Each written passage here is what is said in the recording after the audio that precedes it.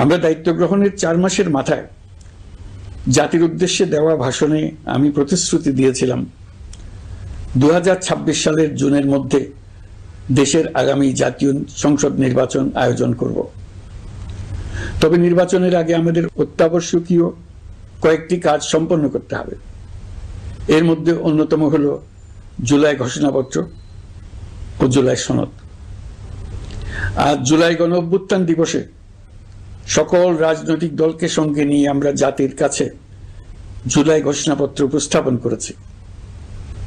এই ঘোষণাপত্রে মহান মুক্তিযুদ্ধ সহ বাংলাদেশের মানুষের অতীতের বিভিন্ন ঐতিহাসিক ও গণতান্ত্রিক সংগ্রাম থেকে শুরু করে জুলাই অভ্যুত্থানের প্রেক্ষাপট বর্ণনা করা হয়েছে।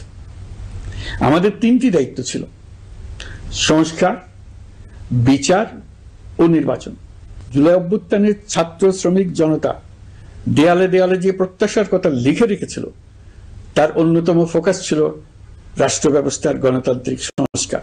সে লক্ষ্যে আমরা বেশ কয়েকটি সংস্কার কমিশন গঠন করেছিলাম। তাদের মধ্যে প্রধান প্রধান সংস্কার কমিশনগুলো যে সুপারিশ পেশ করেছে সেগুলোর মধ্যে স্বল্প সময়ের মধ্যে আশু বাস্তবায়নযোগ্য বহু সংস্কার আমরা ইতিমধ্যে সম্পন্ন করেছি। এই সংস্কারগুলোর মাধ্যমে অর্থনৈতিক খাত, বিচার ব্যবস্থা ও জনপ্রশাসনে গতিশীলতা আসবে, স্বচ্ছতা ও জবাবদিহিতা বহুলাংশে বৃদ্ধি পাবে, দুর্নীতি, অনিয়ম ও হয়রানি হ্রাস পাবে। দীর্ঘমেয়াদী সংস্কার কাজ বাস্তবায়নের লক্ষ্যে আমরা জাতীয় ঐকমত্য কমিশন গঠন করেছিলাম। এই কমিশনে 30টিরও অধিক রাজনৈতিক দল ও জোট স্বতঃস্ফূর্তভাবে অংশগ্রহণ করেছে, তাদের মতামত দিয়েছে। প্রাথমিক পর্যায়ে ঐকমত্য কমিশন 166টি সুপারিশ নিয়ে 30টির বেশি রাজনৈতিক দলের সঙ্গে প্রায় 2 মাস ধরে দলগত ও জোটগতভাবে আলোচনা করেছিল। এই প্রক্রিয়ায় যেসব বিষয়ে রাজনৈতিক দলগুলোর মধ্যে ঐকমত্য প্রতিষ্ঠিত হয়েছিল সেগুলো বাদ দিয়ে কমিশনের পক্ষ থেকে 19টি মৌলিক সংস্কারের বিষয় চিহ্নিত করা হয়।